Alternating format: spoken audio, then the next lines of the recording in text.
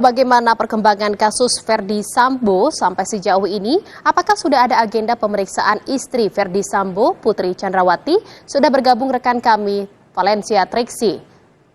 Triksi, informasi apa yang bisa didapat dari Bareskrim Polri hari ini dan kapan kira-kira istri Verdi Sambo rencananya akan diperiksa?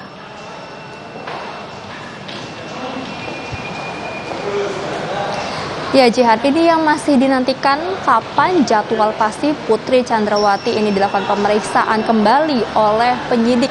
Dalam hal ini adalah tim sus yang dibentuk oleh Kapolri, karena sampai saat ini belum ada informasi resmi yang disampaikan baik dari Kadif Humas Mabes Polri yakni Irjen Dede Prasetyo maupun juga dari Brigjen Andirian selaku Direktur Tindak Pidana Umum Bareskrim Mabes Polri terkait kapan jadwal pasti atau kapan Putri Chandrawati ini diagendakan untuk melakukan pemeriksaan ulang. Tapi dari informasi sebelumnya memang disebutkan bahwa memang dalam waktu dekat ini Putri Chandrawati ini sudah atau akan diagendakan untuk dilakukan pemeriksaan kembali.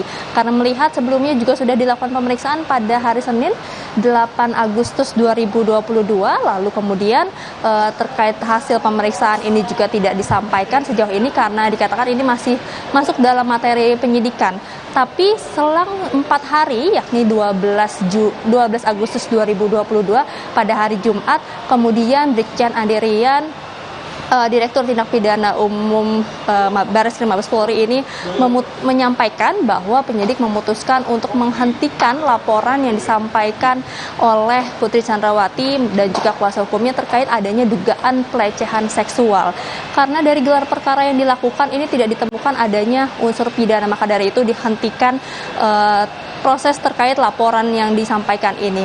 Dan tentunya menjadi pertanyaan Jihan dan juga saudara adalah berarti apakah memang Putri Chandrawati ini bisa dikenakan pidana terkait laporan ini maupun terkait sejauh mana keterlibatan Putri Chandrawati dan juga sedalam apa pengetahuan Putri Chandrawati terhadap kasus yang menewaskan Brigadir Yosua ini yang masih menjadi tanda tanya, yang masih dibutuhkan keterangan dari Putri Chandrawati secara langsung.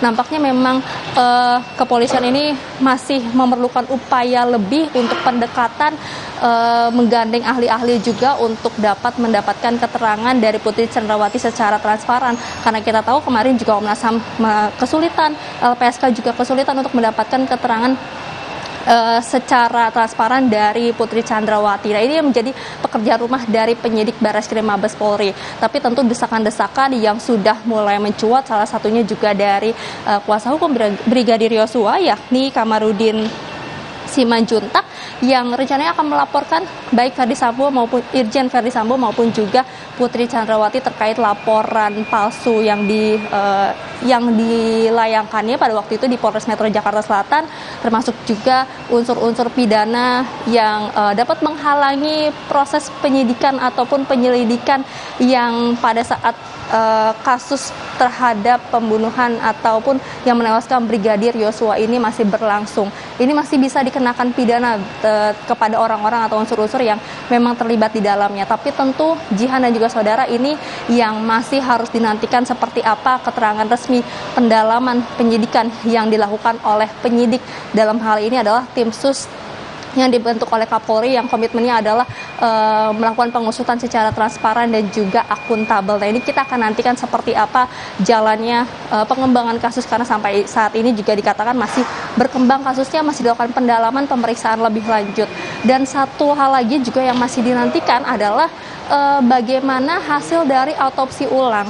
Kalau misalnya kita melihat pada waktu akhir bulan lalu 27 Juli dilakukan autopsi ulang, dikatakan oleh tim forensik gabungan ini memerlukan 4-8 minggu. Dan kita lihat timeline-nya, berarti kalau dari tanggal 27 Juli berarti minggu depan ini memang sudah masuk dalam timeline minggu keempat atau sudah masuk ke minggu keempat. Dan memang dikatakan juga oleh Ketua Tim Dokter Forensik Gabungan Ade Firmansyah Sugiharto bahwa rencananya minggu depan pada hari Senin atau hari Selasa ini akan disampaikan apa yang menjadi hasil dari autopsi ulang. Kalau saat ini tim autopsi telah rampung melakukan pemeriksaan jaringan dan membuat laporan hasil autopsi ulang yang dilakukan terhadap jenazah Brigadir Yosua.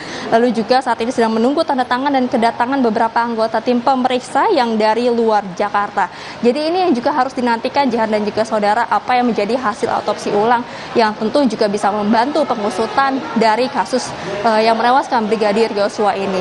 Dan hal penting lainnya Jihan dan juga saudara yang masih harus dikawal dan juga dinantikan adalah bagaimana pengembangan yang dilakukan oleh Irsus atau dalam hal ini adalah Inspektorat Khusus yang kemarin pada waktu itu sudah menyebutkan setidaknya ada 35 personel Polri yang diduga melakukan pelanggaran kode etik. Kalau disampaikan oleh Kadif Humas Mabes Polri yakni Irjen Dedi Prasetyo menyebutkan bahwa sudah melakukan pemilahan terhadap siapa-siapa saja personel Polri yang kemudian akan diajukan untuk dilakukan sidang kode etik profesi dan dilakukan pemilahan juga terhadap siapa saja personel Polri yang kemudian kasusnya ini akan dilimpahkan ke tim sidik Bareskrim Mabes Polri untuk dilakukan pengusutan sesuai dengan pidananya.